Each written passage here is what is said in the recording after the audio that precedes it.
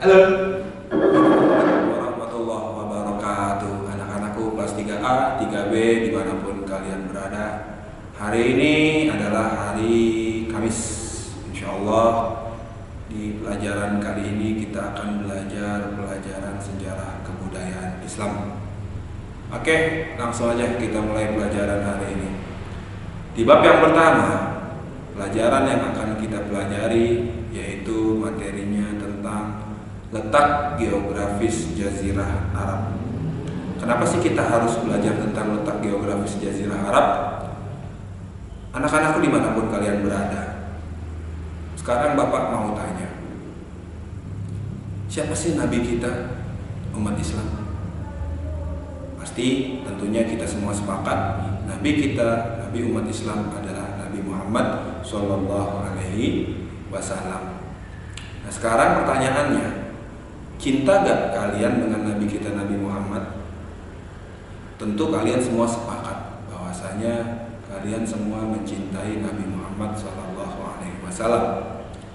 Cuma pertanyaannya, seberapa besar cinta kita kepada Nabi Muhammad?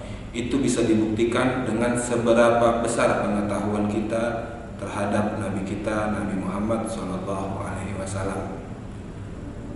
Pertama, kalau kita mengaku cinta kepada Nabi Muhammad, kita harus tahu di mana sih Nabi Muhammad itu dilahirkan. Ada yang tahu? Ya, betul. Nabi kita Nabi Muhammad Sallallahu Alaihi Wasallam itu dilahirkan di sebuah kota yang bernama Kota Mekah. Yang mana Kota Mekah ini berada di sebuah negara yang bernama Saudi Arabia. Nah, Saudi Arabia sendiri itu berada di sebuah tempat atau wilayah yang disebut sebagai Jazirah Arab.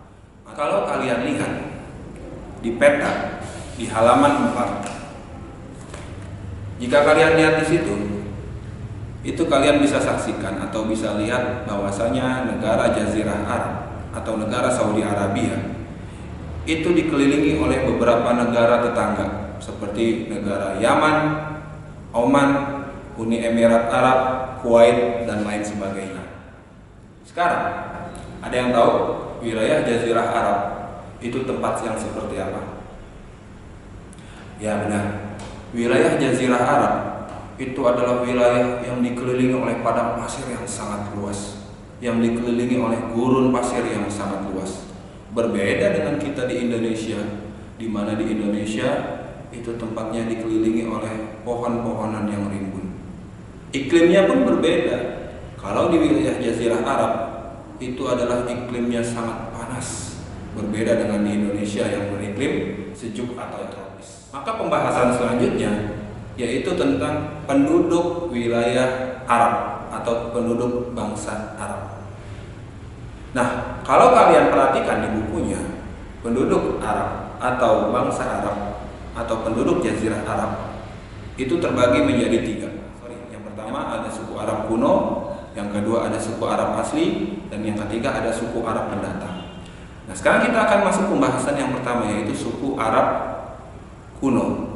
Suku Arab kuno itu adalah suku Arab yang sudah tidak ada lagi di zaman sekarang ini. Mereka sudah menghilang dari muka bumi ini. Siapa mereka? Mereka adalah suku Arab yang berasal dari kaum Samud atau kaum Ad. Pak, kaum Samud dan kaum Ad itu siapa Pak? Kaum Samud dan kaum Ad itu adalah kaum yang berasal dari zaman dahulu kala. Kalau kalian mengingat, ada 25 nabi dan rasul yang wajib kita ketahui. Nah, di antara 25 nabi dan rasul itu ada di antaranya yaitu Nabi Hud alaihi salatu wasalam. Nabi Hud alaihi salatu wasalam itu diutus oleh Allah Subhanahu wa taala untuk berdakwah kepada kaum Ad. Kemudian ada kita kenal Nabi Soleh alaihi salatu wasalam. Nabi Soleh alaihi salatu wasalam diutus oleh Allah Subhanahu wa taala untuk berdakwah kepada kaum Samud. Namun karena kedua kaum ini ingkar kepada Allah Subhanahu wa taala, mereka tidak mau mengikuti ajakan Nabi Hud dan Nabi Soleh alaihi salatu wasalam, maka Allah membinasakan mereka. Sehingga suku Arab kuno ini sudah tidak ada lagi di muka bumi ini. Yang kedua, ada yang namanya suku Arab asli. Mereka adalah penduduk Arab asli yang kebanyakan mereka tinggal di daerah seperti Yaman, Hijaz maupun Oman. Yang ketiga, ada suku Arab pendatang. Suku Arab pendatang adalah suku Arab yang mendiami daerah Saudi Arabia, yang dimulai dari sejak zaman Nabi kita Nabi Ismail alaihi salatu wassalam. Kalau kita ingat ceritanya, dahulu ketika Nabi Ismail dengan ibundanya yaitu Siti Hajar, ketika Nabi Ismail masih anak-anak, Nabi Ibrahim sang ayah mengajak Siti Hajar dan Nabi Ismail untuk mendatangi suatu tempat yang belum ada penduduknya sama sekali. Di mana itu? Yang sekarang kita kenal dengan sebutan kota Mekah.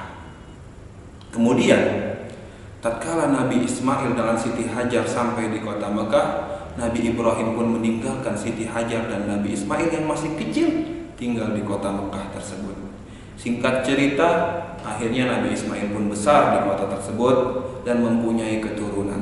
Nah, keturunan ini yang terus sampai ke suku Quraisy, dan suku Quraisy inilah yang nantinya menjadi cikal bakal nenek moyang daripada baginda Nabi kita, Nabi besar Muhammad Sallallahu Alaihi Wasallam, yang merupakan keturunan daripada suku Quraisy. Nah, anak-anakku sekalian dimanapun kalian berada, itu pembahasan kita. Yang pertama tentang letak geografis Jazirah Arab, kemudian penghasilan daripada negara-negara yang ada di Jazirah Arab, kemudian wilayah di Jazirah Arab merupakan tempat yang seperti apa, tadi sudah dijelaskan.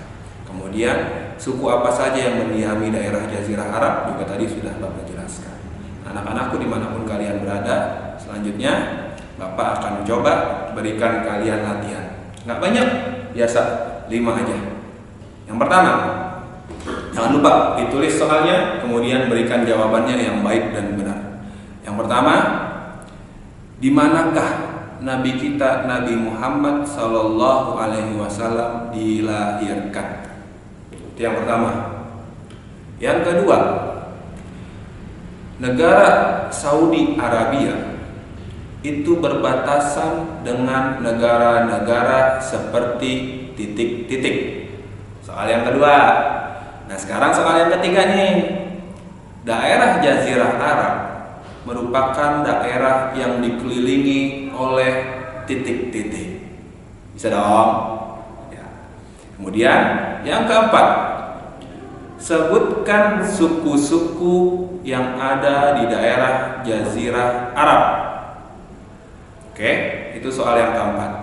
Nah, soal yang kelima, Nabi Muhammad Shallallahu Alaihi Wasallam merupakan keturunan daripada suku titik-titik.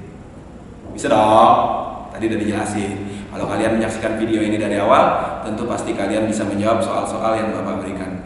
Oke, itu aja pelajaran sejarah kebudayaan Islam pada pagi hari ini. Ingat pesan Bapak, jangan lupa selalu cuci tangan, gunakan masker ketika berpergian, dan ingat selalu jaga kesehatan. Semoga kalian selalu senantiasa dalam keadaan sehat walafiat. Mungkin ini aja yang dapat Bapak sampaikan. Kurang lebihnya mohon maaf. Kita akan ketemu lagi pada pembahasan yang berikutnya. Assalamualaikum warahmatullahi wabarakatuh.